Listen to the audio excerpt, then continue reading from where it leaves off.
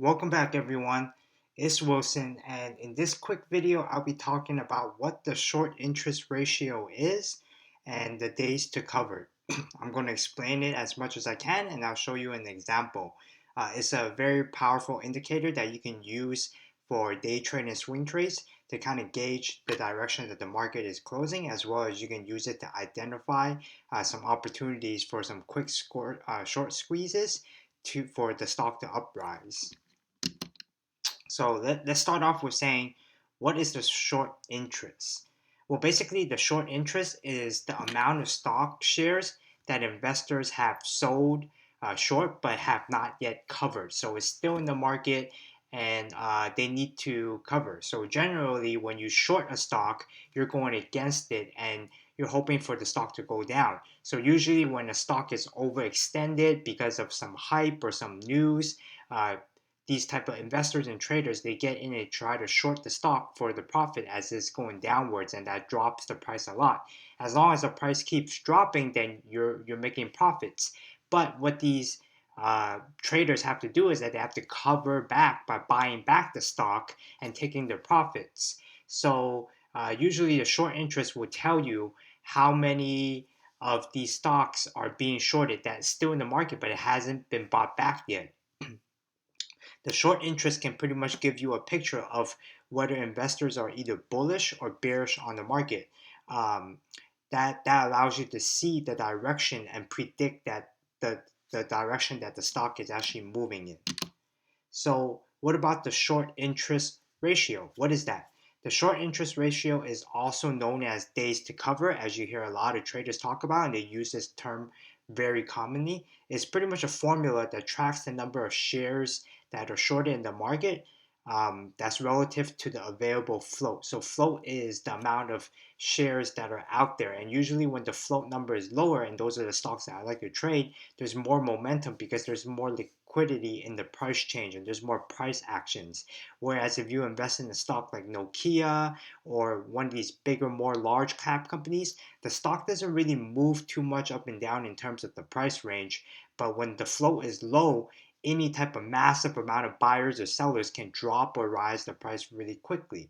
So the last component of the that the ratio is calculated in is the daily volume. And as you can tell from this slide, that the formula for the days to cover is the current short interest divided by the average daily share volume, and that will get you the short interest ratio.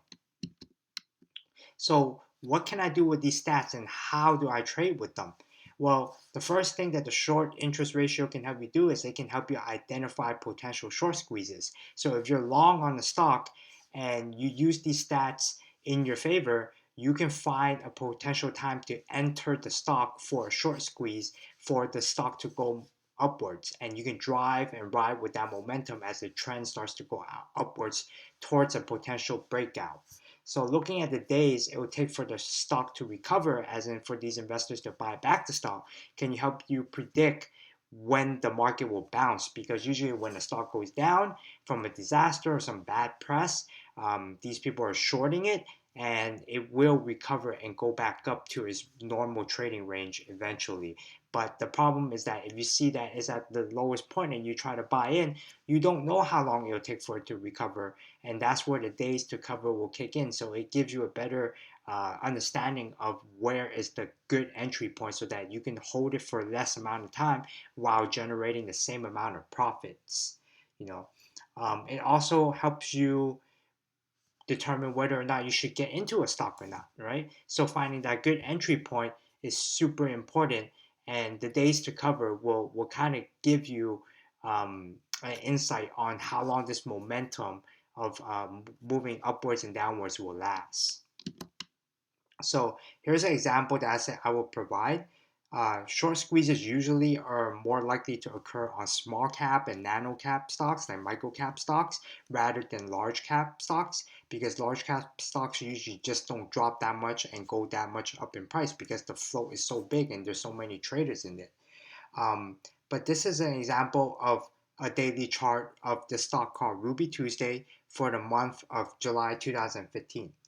According to NASDAQ, during that time in 2015, Ruby Tuesday had days to cover of the value of roughly around 13.43. So that's roughly a little bit more than 13 days on July 15th. The short interest for this period was roughly 2 million to 2.7 million, and the daily volume was a little bit low. It was about 200K. So because of that formula that I explained in the previous slide, this created a higher day to cover scenario.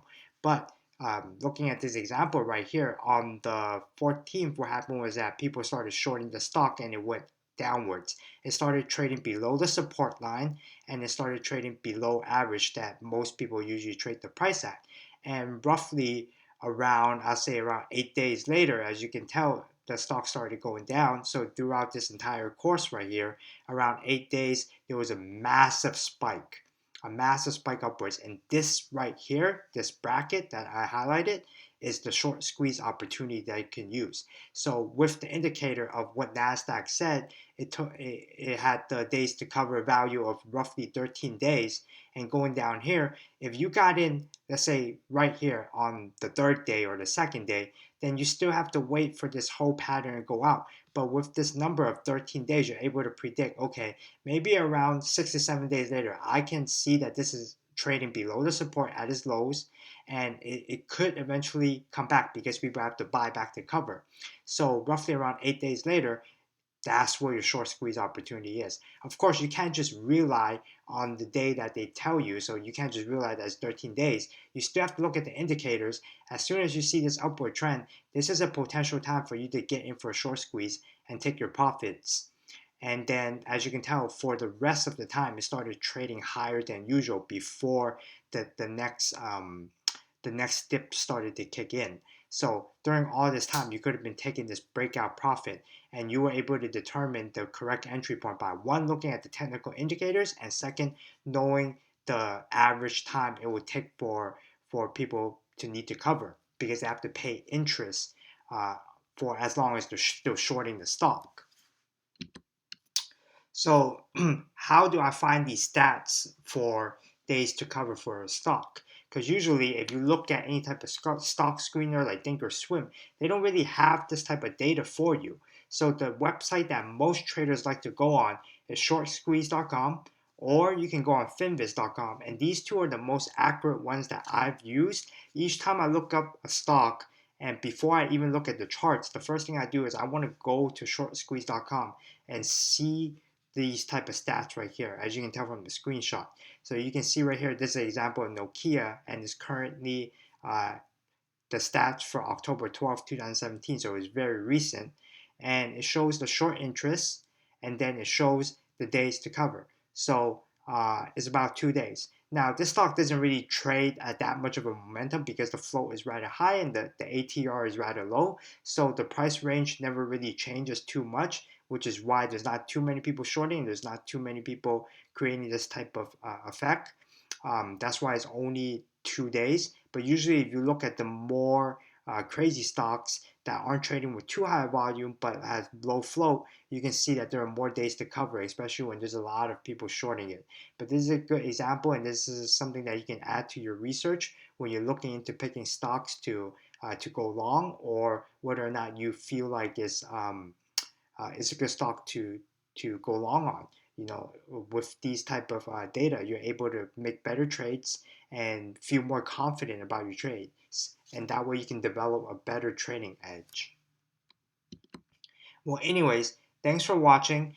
If you enjoyed the short video, then please give it a thumbs up, and you can feel free to subscribe to this channel for more stock tips. You can check out my other videos. I'm sure you'll be learning something from it as well. You can follow me on Twitter at iswilson8. I hope this helped. Happy trading, everyone.